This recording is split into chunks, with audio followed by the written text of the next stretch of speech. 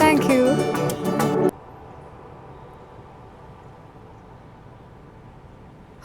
ഈശ്വരാ.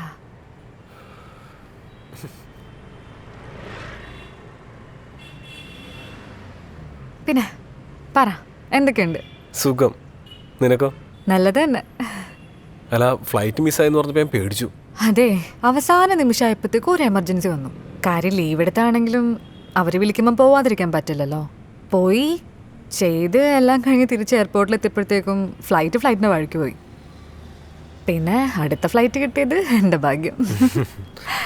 അല്ല, നീ ആകെ വണ്ണം വെച്ചല്ലോ. നീയോട് വലിയ ഡയറ്റാന്ന് പറഞ്ഞിട്ട്. ഫുഡും ഉറക്കവും പിന്നെ ഹോർമോണൽ ചേഞ്ചസും അതിനെപ്പറ്റി പറയാതിരിക്കുന്നതാണ് നല്ലത്. ഓ, നിനക്കൊരു മാറ്റമില്ല, നീ അങ്ങനെ തന്നെ ഇരിക്കുന്നു. ഞാൻ ഫാമിലി ബിസിനസ്സിൽ ജോയിൻ ചെയ്ത ശേഷം അമ്മ ഭയങ്കര ഹാപ്പിയാണ്. അത് മാത്രമല്ല, എല്ലാവരും പറയണത് ഞാൻ ഭയങ്കര ഉത്തരവാദിത്തമുള്ള ഭയങ്കര റെസ്പോൺസിബിൾ പയ്യനായെന്നാ. പിന്നെ ഞാൻ കുറേ ട്രിപ്പൊക്കെ പോയായിരുന്നു. ബിസിനസ് റിലേറ്റ് ചെയ്തിട്ട് ഞാൻ കൊൽക്കത്ത പോയി. പക്ഷേ അവിടെ ചെന്നിട്ട് എന്താ പറ്റിയെന്നറിയില്ല, എനിക്ക് തന്നെ ഭയങ്കരമായിട്ട് മിസ് ചെയ്തു. സത്യം പറഞ്ഞാൽ എനിക്ക് ആദ്യമായിട്ട് അവിടെ നിൻ്റെ കൂടെ പോകണമെന്നായിരുന്നു. ചിലപ്പോൾ സമയമായിട്ടുണ്ടാവില്ല. സമയമാവട്ടെ, നമുക്ക് ഒന്നിച്ചു പോവാം. സമയമാവട്ടെ. പിന്നെ കുംഭമേള കാണാൻ പോയി. ആണോ? എങ്ങനെ ഉണ്ടായിരുന്നു? എൻ്റെ മോളെ, അത് പറഞ്ഞറിയിക്കാൻ പറ്റാത്തൊരു എക്സ്പീരിയൻസാ. അടിപൊളിയാ.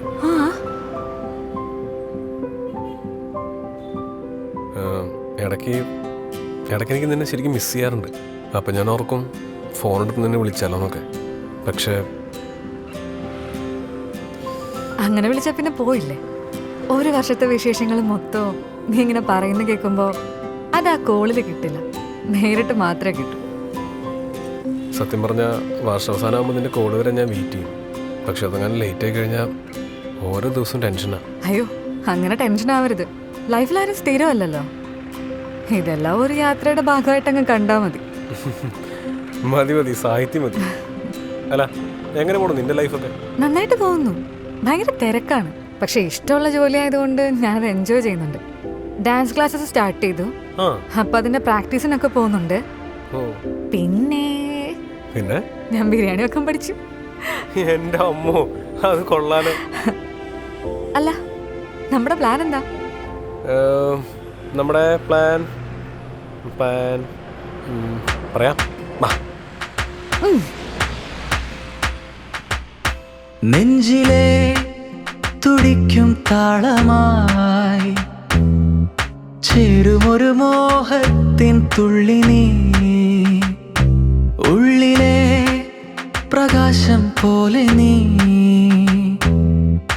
ഏതിരവിലും മുന്നിൽ നാളമായി, മണ്ണിലെ തടങ്ങൾ മേലെ നീ, പെയ്യുവാൻ വെയിൽ വഴികളിൽ ഞാൻ നിന്നേ, നെഞ്ചിലെ തുടിക്കും താളമായി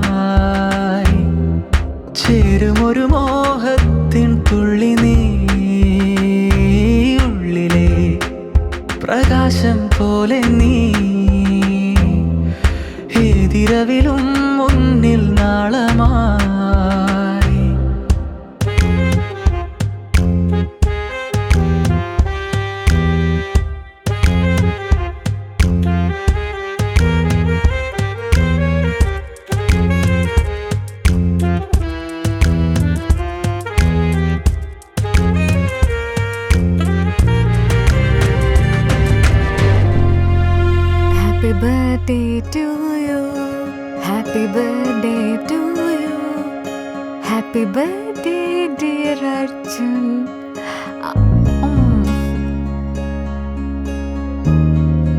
ഹാപ്പി ബർത്ത്ഡേ. Thank you. അല്ല, എനിക്ക് ഗിഫ്റ്റ് ഒന്നുമില്ലേ? ഉണ്ടല്ലോ, തരാം.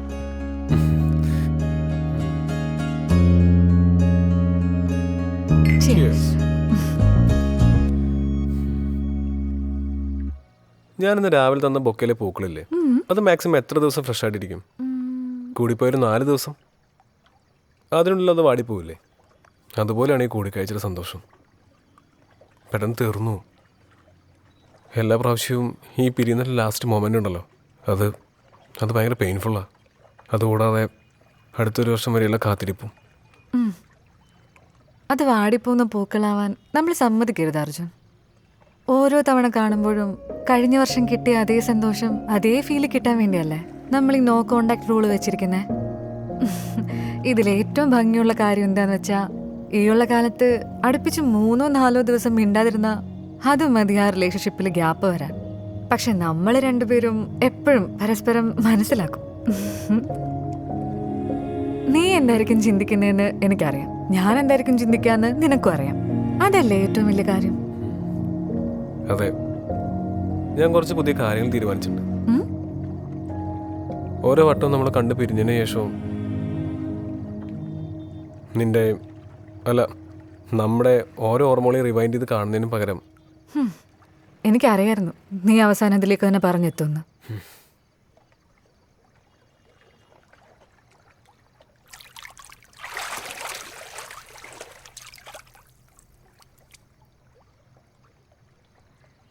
പ്രിയ, എൻ്റെ ലൈഫിൽ നീ ഉണ്ടാവണം എൻ്റെ ഏറ്റവും വലിയ ആഗ്രഹം. ഈ സൗഹൃദം എനിക്ക് ഒരുപാടാണ്, പക്ഷേ അതിലും വലുതാണ് എനിക്ക് നിൻ്റെ അടുത്തുള്ള പ്രണയം. അതുണ്ടല്ലോ, പിന്നെന്താ?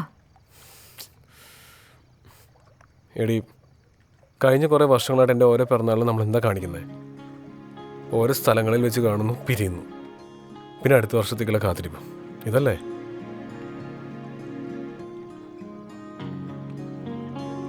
എടി, നിനക്ക് വേറെ തടസ്സങ്ങളൊന്നുമില്ലല്ലോ, നീ ഫുൾ ഫ്രീ അല്ലേ? ഓരോ യാത്രയുടെ അവസാനവും ഞാനിത് പറയും, നീ എന്തെങ്കിലും പറഞ്ഞാൽ അതൊന്ന് ഒഴിഞ്ഞു മാറും. എടി, എനിക്ക് നല്ല ആഗ്രഹമുണ്ട് നമ്മൾ ഒരുമിച്ചൊരു ഫാമിലി ലൈഫ്. അർജുൻ, എനിക്ക് പേടിയാണ്. ഒരു വട്ട ഒരു ലൈഫിൻ്റെ കയ്പ് ഞാൻ അനുഭവിച്ചതാ. നമ്മൾ അങ്ങനൊരു ലൈഫിലേക്ക് മാറിയ ഒന്നായ ഇപ്പോൾ ഉള്ളൊരു ഈ മാജിക് ഇല്ലേ, അത് പോവും. സ്ഥിരം കാണുന്ന, സംസാരിക്കുന്ന സാധാരണ ഹസ്ബൻഡ് ആൻഡ് വൈഫായിട്ട് നമ്മൾ മാറും. ഇനി ഒരു പെയിൻ അനുഭവിക്കേണ്ടി വന്ന ഞാൻ അതോടെ തീരും. എടി, ഒരിക്കലുമില്ല. അത് നിന്റെ മാത്രം തോന്നല. എനിക്കറിയാം നിന്റെ ലൈഫിൽ ഇതേപോലെ ഒരു ഇൻസിഡൻറ്റ് ഉണ്ടായിട്ടുണ്ടെന്ന്. പക്ഷെ എടി, എല്ലാവരും അതുപോലെ അല്ലല്ലോ. ഇനി അങ്ങനെ സംഭവിക്കണമെന്നില്ല. ഞാൻ നിനക്കൊരു ഉറപ്പ് തരാം, നീ എൻ്റെ ലൈഫിലേക്ക് വന്നാൽ ഞാൻ ഭയങ്കര ഹാപ്പി ആയിരിക്കും. അതുപോലെ തന്നെ നിന്റെ മുഖത്ത് ചിരി മാറാതെ ഞാൻ നോക്കിക്കോളാം. I swear.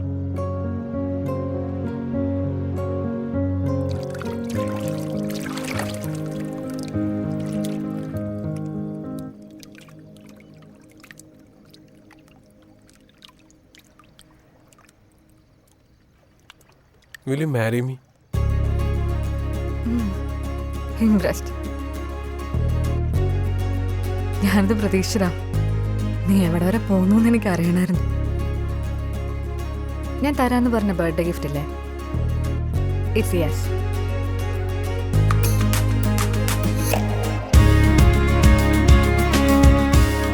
ഇനി വർഷത്തിലൊരിക്കലുള്ള ഈ കണ്ടുമുട്ടൽ നമുക്ക് അവസാനിപ്പിക്കാം. ഇനി എന്നും കൂടെ ഉണ്ടാവും.